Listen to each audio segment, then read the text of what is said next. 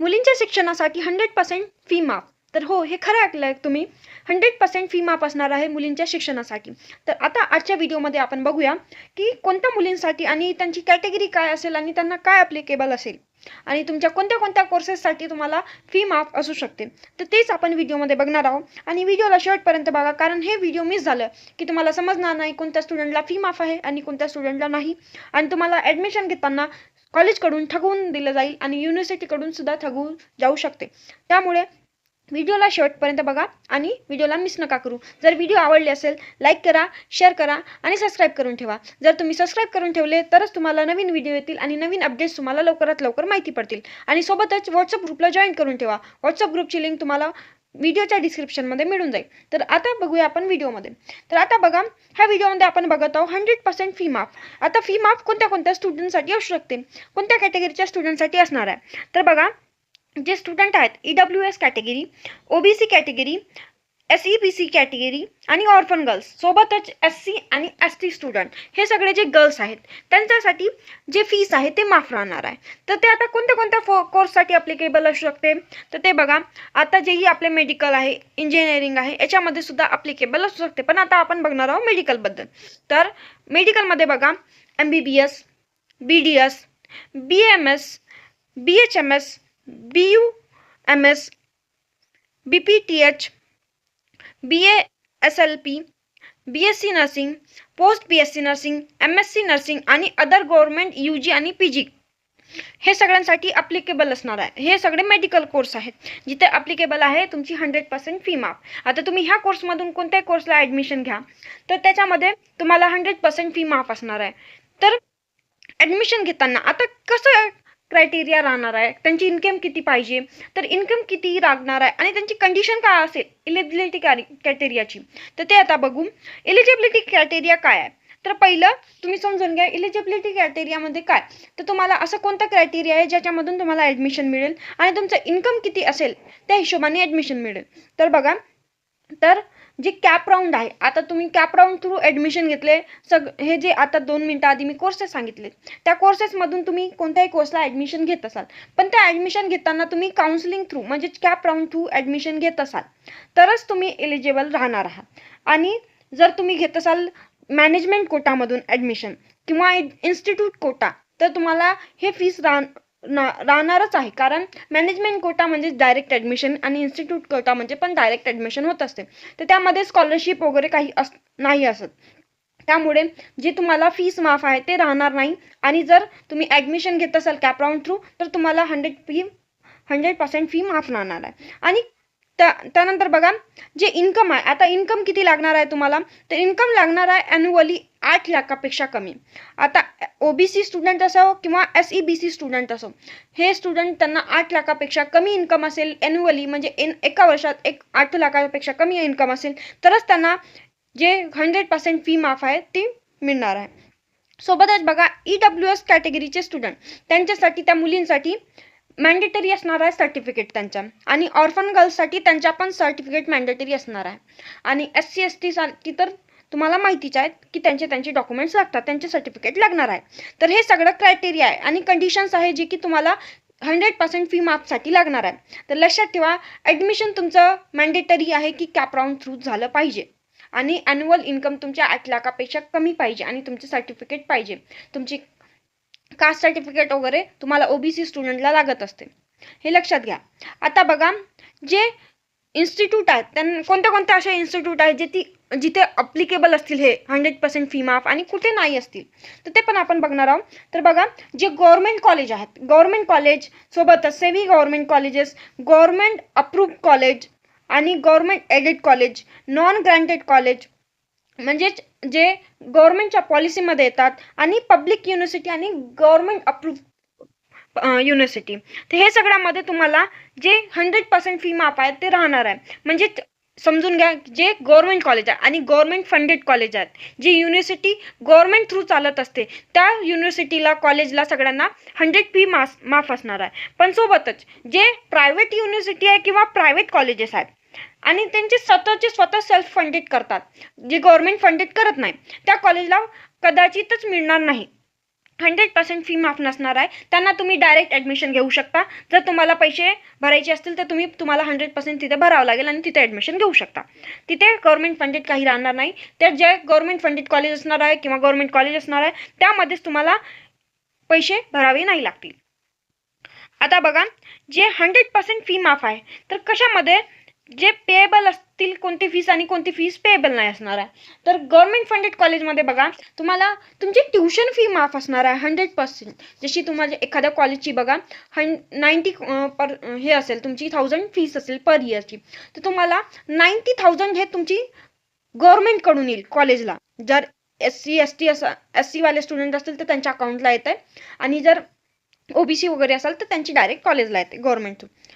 पण जे institutional fee आहे स्टुडंटची, जसे की डेव्हलपमेंट फीस बघा, एक्झामची फीस आहे तुमची, युनिव्हर्सिटी फीस आहे, लायब्ररी फीस आहे, तशीच लॅबोरेटरी फीस आहे, एलिजिबिलिटी फीस आहे, हॉस्टेल आहे, तुमच्या अदर कोणतेही चार्जेस असतील हे सगळं तुम्हाला पे करावं लागेल. हे तर कमी असतं आहे. तुमची डेव्हलपमेंट फीस वर्षाला एकदा, तुमची एक्झामिनेशन जेव्हा तुमची एक्झाम असेल तेव्हाच भरावी लागेल, युनिव्हर्सिटी फीस पण एकदा भरावी लागते, लायब्ररी फीस पण ती तुम्हाला तुमच्या कॉलेज अकॉर्डिंग भरावी लागते. फक्त ट्युशन फीस हे माफ असणार आहे. तर हे सगळं तुम्हाला लक्षात ठेवायला लागेल. ट्युशन फी, आता काही स्टुडंटचं असं असते की ट्युशन फी माफ असलं म्हणजे सगळीच ऑलमोस्ट फी माफ, तर तसं नाही. हे काही फीस आहे हे लक्षात घ्या, हे जे की तुम्हाला भरावे लागतात कॉलेजला. फक्त ट्युशन फीस तेवढी माफ असणार आहे. त्याच्या आधी आपण बघूया, ज्यांनी कुणी MS नर्सिंगची पेड काउन्सिलिंग जॉईन नाही केली असेल तर ड्रीम अचिव्हर्स गायडन्सला तर आताच जॉईन करा, कारण जे बेस्ट गायडन्स आहे ॲडमिशन रिगार्डिंग आणि तुमचे डाऊट सॉल्विंगसाठी द ड्रीम अचिव्हर्स गायडन्स हे तत्पर आहे तुम्हाला लवकरात लवकर डाऊट्स क्लिअर करण्यासाठी. तर ज्यांना कुणाला BSc नर्सिंग, GNM, ANM हे कोर्स करायचे असतील त्यांनी आताच आपले पेड काउन्सिलिंगला जॉईन करा, कारण महाराष्ट्रातली नंबर वाईज जे काउन्सिलिंग आहे ती आपलीच आहे द ड्रीम अचिव्हर्स गायडन्स. तर आताच जॉईन करा द ड्रीम अचिव्हर्स गायडन्सला. तर ड्रीम अचिव्हर्स गायडन्समध्ये तुम्हाला कोणत्या सर्व्हिसेस मिळू शकतात.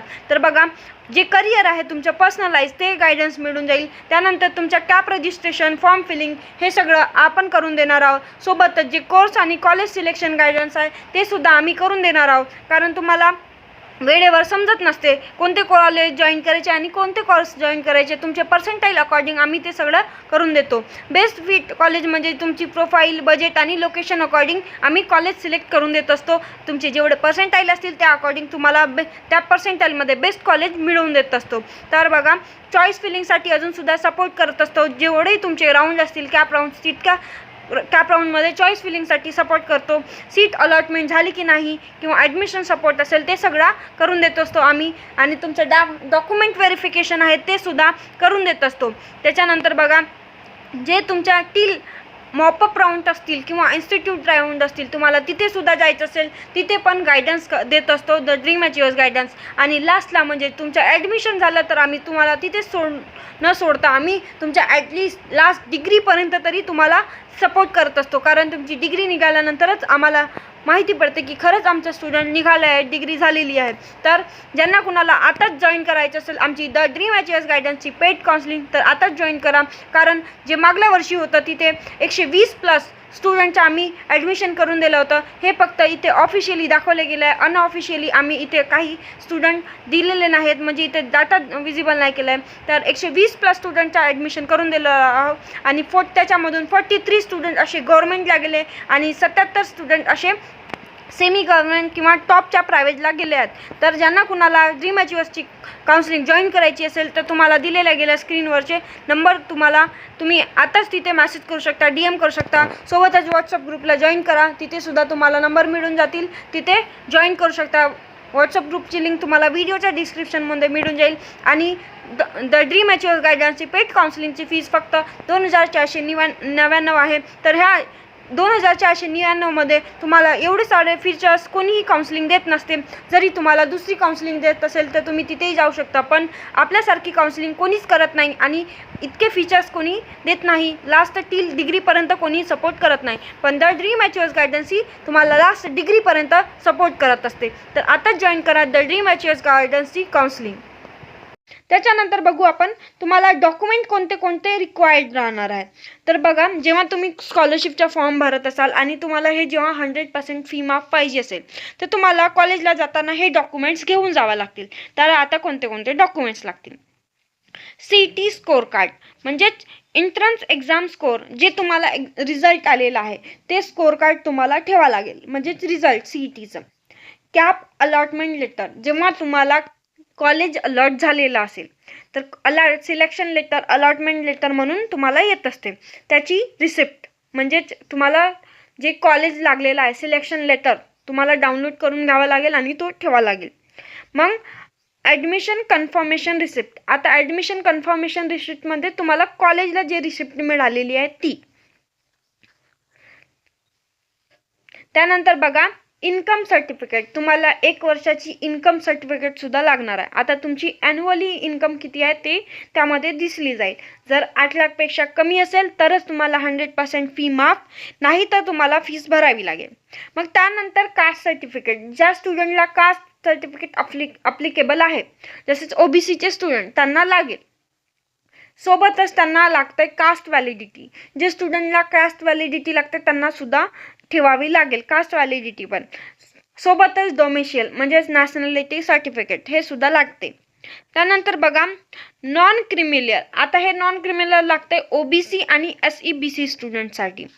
त्यानंतर बघा, EWS सर्टिफिकेट, EWS स्टुडंट असतील EWS वाले त्यांना EWSचं सर्टिफिकेट लागेल. जर ऑर्फन असेल तर ऑर्फनचा सर्टिफिकेट लागेल. सोबतच आधार कार्ड, पासबुक आणि पासपोर्ट साईज फोटोज लागतील. हे सगळे तुम्हाला डॉक्युमेंट्स लागणार आहेत. किंवा तर जेव्हा तुम्ही कॉलेजला ॲडमिशन घेत असाल किंवा तुम्हाला कॉलेजची स्कॉलरशिपची फॉर्म भरावे लागेल, हे सगळं तुम्हाला अप्लिकेबल लागेल. हे सगळं होतं तुमच्या फ्री एज्युकेशनबाबत माहिती. तुम्हाला जर इथे एकही डाऊट असेल तर आताच कमेंट बॉक्समध्ये कमेंट करा. कुठे प्रॉब्लेम आली तर समजलं नसेल तर कमेंट बॉक्समध्ये कमेंट करा, किंवा तुम्ही व्हॉट्सअप ग्रुपला सुद्धा जॉईन करून आम्हाला तिथे सुद्धा तुमचे क्वेरीज म्हणजेच तुमचे अडथळे जिथे डाऊट्स असतील ते विचारू शकता. आम्ही लगेच तुमचे डाऊट सॉल्व करू. जिथे तुम्हाला डाऊट असतील तुम्ही कुठेही मेसेज करा आम्हाला, ग्रुप चॅटमध्ये किंवा कमेंट बॉक्समध्ये तुमचे डाऊट सॉल्व होतील. तुम्हाला नेक्स्ट व्हिडिओ कशावर पाहिजे, तुम्हाला कुठे डाऊट्स असतील ते आम्हाला कमेंट बॉक्समध्ये सांगा. जर जास्तीत जास्त कमेंट असतील सेम डाऊटवर किंवा सेम याच्यावर तर आम्ही त्यावर व्हिडिओ बनवू. आणि व्हिडिओ आवडले असेल तर लाईक करा, शेअर करा आणि सबस्क्राईब करा. धन्यवाद.